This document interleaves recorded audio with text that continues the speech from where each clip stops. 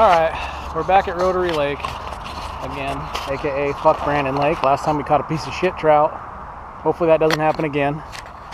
Let me put you back on my head here. I got my mystery tackle box, which costed me $5 thanks to a discount code. So I paid $5 for quite a bit of lures. You know, none of it was stuff I probably would have bought on my own, except for this hook with this little thing right here. I forgot what it's called, like the fucking stun grenade or something like that, or flashbang. That's what it's called, flashbang. And what it is, it's just a swim jig hook with a little spoon on it to give it a little bit more action, you know what I mean?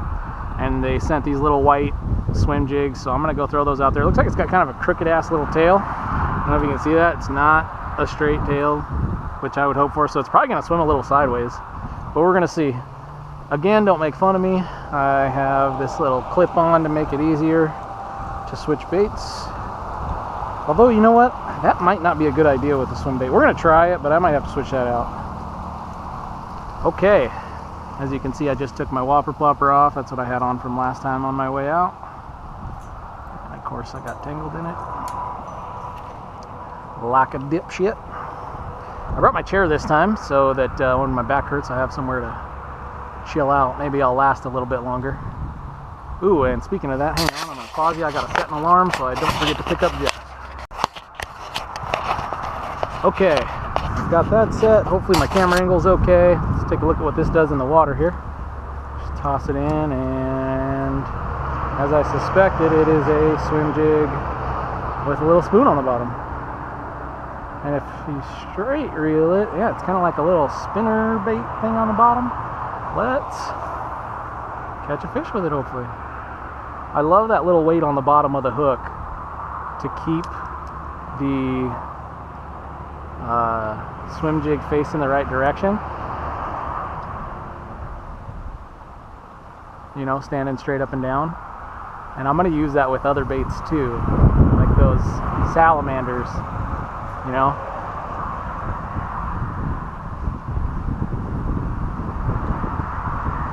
Ooh, I probably should have let that sink a little bit longer.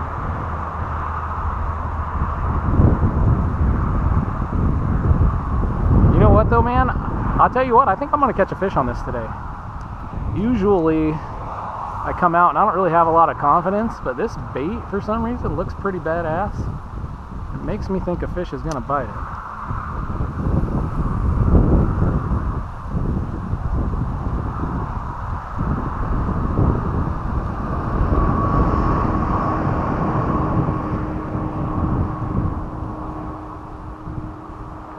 Sink a little more.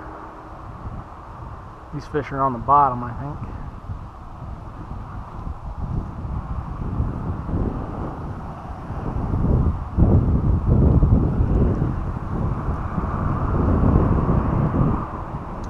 Let's kind of go that way. My only problem with this hook is they only sent me one. And actually, before I ordered this stuff, I actually knew what was coming in the box. So I kind of cheated. You can see online, people do reviews on them, so you can see what's coming before you even buy it. And I specifically got this box for this reason, because I wanted this hook. Right here, I've been looking for a hook like this, and a way to solve this issue, you know, of keeping your swim bait the right side up in the water. You know what I mean? Because otherwise it'll just flop whichever direction, you know what I mean? The hook sometimes isn't enough when you're dragging it through the water, and it can provide resistance, which changes it and everything. So I don't know. I think it looks good. I think it makes a better presentation. Can't hurt. Alright, I decided to try this crankbait next. It's like a square bill kind of, I mean, it looks nice and the packaging was nice and everything, but honestly, like the feeling I get about it is that it's kind of cheap. The hooks seem okay though, they're very sharp. Now, maybe they're not as sharp as I thought. Maybe, in fact, maybe I should try to sharpen those. Look my shit up. Oh, one cool thing that box came with is this, and I actually brought it with me. So that I have something to measure fish finally. It's got a little ruler right on the box. It's actually kind of cool. You can take a picture and enter a contest. I think for like $100 or something like that. It's kind of cool. So if I catch over a 14-inch bass or a 12-inch trout or a 6-inch panfish today, we don't have walleye, and I doubt I'll catch an 18-inch anything else, but I can take a picture of it and enter and possibly get something from them. Anyway, so it's kind of nice. That's the crankbaits, blah, blah, blah. Okay. Well, I don't have the packaging with me or whatever, but let's see if we can catch fish with this. So this was some Japanese guy's lure. Apparently he was like the 04, 05 Bassmaster champion or something.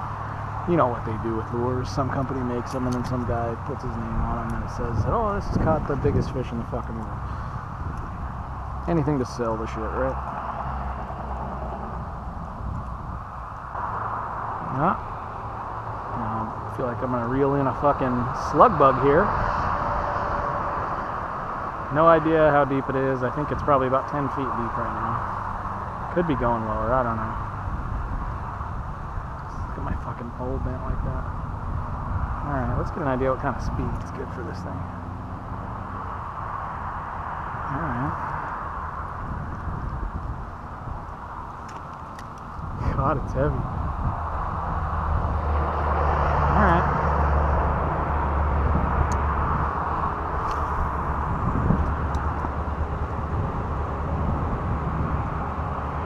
Look at what it does to the rod just to fucking reel it in. I feel like I got a fish on already. Alright, let's give it a couple and let it die out there. Or float or something.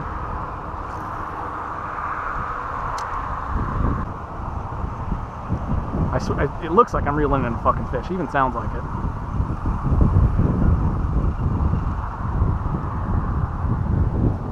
Well, it didn't go deep, so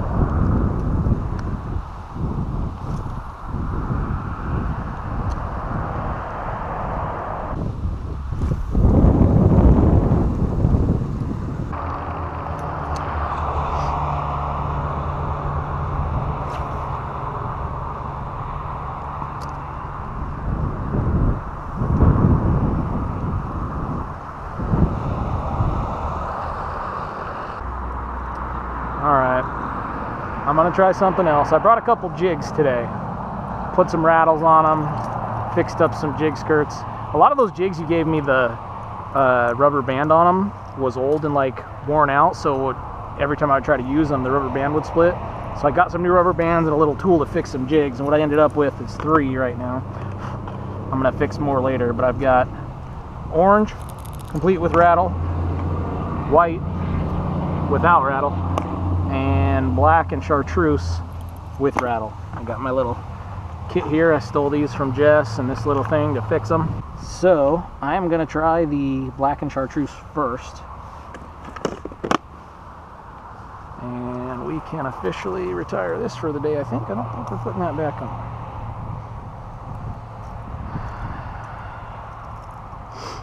Much as I think that might be a nice lure, I just don't think it's a nice lure for me. Here in Washington. Oh yeah, that box came with this pretty cool sticker. This thing right here. It's like a little flaming crankbait, kind of cool. Alright, so the other thing they sent me is a way to do a Nico rig. And apparently, this is like the legit way to do it. They sent me some Nico hooks, and they're good ones too. There are some more of those welded hook eyelets, which is kind of nice. I don't like that they're not weedless, so if I lose them, fuck them. I mean, this is Yakima, there's weeds everywhere. This is what they sent me to put them on. I'll put that in the light. Oh, I probably should put that hook in the light. I don't know, GoPro, never know if you can see it. There you go, and there's the welded hook eyelet, if you can see that, I hope. Yeah, so these don't say what color they are. They look like a pumpkin with some orange and green flake or something. I don't fucking know. But anyways, we're gonna rig those up. But the cool thing that they gave us, well, I mean, I don't know if it's cool. You might think it's cool. Is this thing? What this is a little weight to shove in the end for your Nico rig. So what we're gonna do is grab one of these plastics right here, and you see how the head's even got a little spot open for it. You just fucking jam it in there. Just like so. Jam it in there good. You can even super glue it or something if you want it to stay, but you get it in there. Now that one weighs a little bit more, and then you can experiment with where you want your Nico hook to go on the worm. I like it about right there. So what happens is this hits the ground, this dangles and flops as you know. Pretty cool, right? Well, the reason I think that their way is stupid is because it costs extra money. And that's stupid. Paying extra money for a lead weight to stick in the front of this is fucking dumb. You can find nails and screws and, you know, break off a chunk of a fucking wire hanger or something and shove it in there. You can find a piece of metal to shove in there all over your fucking house, and there's just no reason to spend any money on it. So these weights, while they are a good idea, are fucking stupid. Sorry. Catchco or mystery tackle box. Unnecessary. Completely fucking unnecessary. And the other thing is, too, when you're fishing this rig, I don't know where people get to fish with a fucking exposed hook. I don't get to, because there's grass at every lake. And even when there's not grass, there's of course lay down trees and stuff in there. Like, do you really think you can drag this around there and not get hooked on something? Is there somebody somewhere that gets to do that? Because it ain't fucking me. I don't know what the fucking deal is with that. Anyways, let me see how this tail goes. It's kind of like a cut tail type design, I guess. It's kind of weird. Usually there's a whole trick worm tail that goes off that. I wonder what kind of action that's going to do. You can put an O-ring thing on, especially with that pin thing I've got. I've never lost a worm like this. People complain about losing these worms a lot on the internet. I have never had a problem with it. I don't catch that many fish, so maybe that's my problem, but you know, I just don't think it's as bad a problem as people make it out to be. That's it. That's the rig. That's how it should bounce through the water. I give it about, I don't know, fucking 20 minutes or so before I lose it at most. You can't do exposed hooks. It's fucking crazy.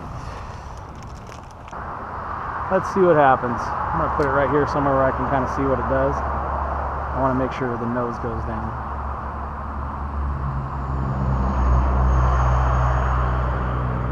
Does that twitching action that we like with the wacky rig.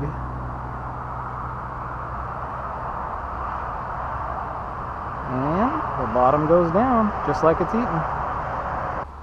Not cool.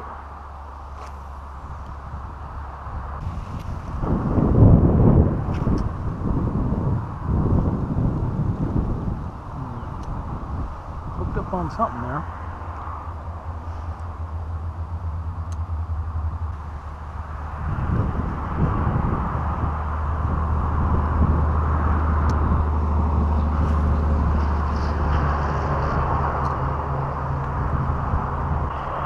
Alright, we're going to rig it up my way. I don't like these hooks, and I need to get that thing off there if I want to go soft plastics and fish the bottom and shit. So I'm going to fix that shit up real quick.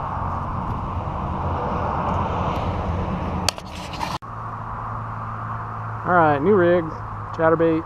I put that little minnow on the back of it just to give it a little some kind of thing. Now I'm going to put my trailer hook on it, which I dropped on the ground, and then I was super smart by not picking it back up. There it is.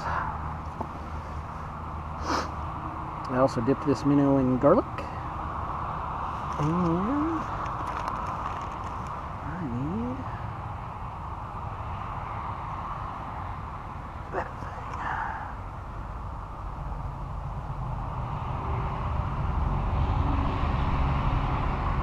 thing. Bait stop, bait stop. What you gonna do?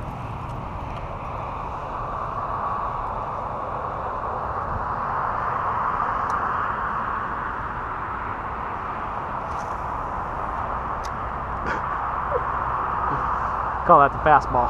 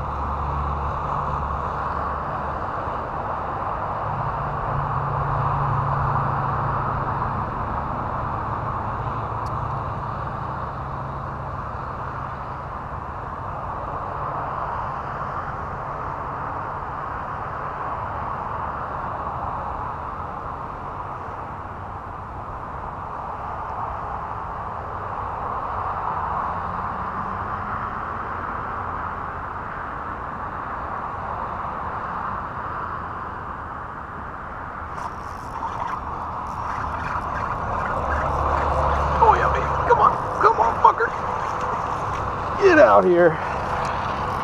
Yep. She's a bass. She's a bass, baby.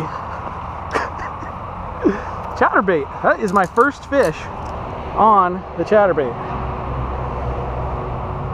First fish ever on the chatterbait, and I got him with the trailer hook and the main hook. How about that? There we go. That's not a bad fish. His lips are ripped, and I don't think it's just me, because I don't think that's where I caught him. I think I caught him on the side there. At any rate, that's the bass. Good looking little fish here. Not a bad one. Oh, we got to measure him. Hang on a second here. Let me get him some water, and then I'll measure him. Probably spiders all fucking over in here. Okay.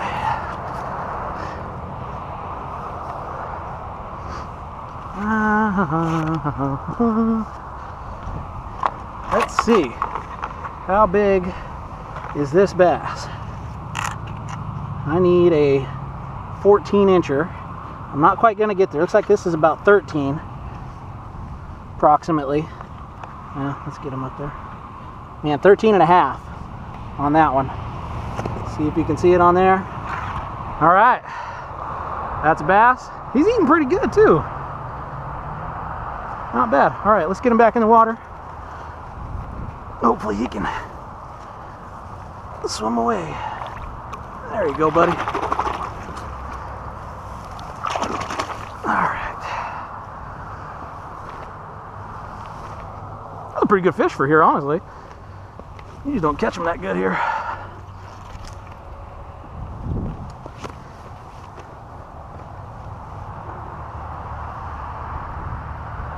Well,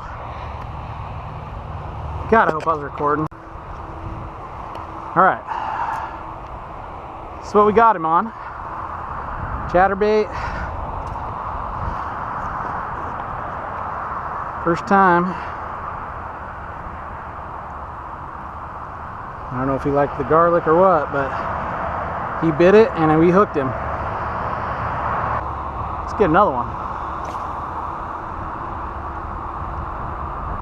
So what I did is I changed from that little minnow, the Gulp Alive minnow, to that swim bait that I got in the box, and then I put a little bit of chartreuse garlic on the tail of it. I just wanted a little bit more substantial tail on it to hopefully get bit.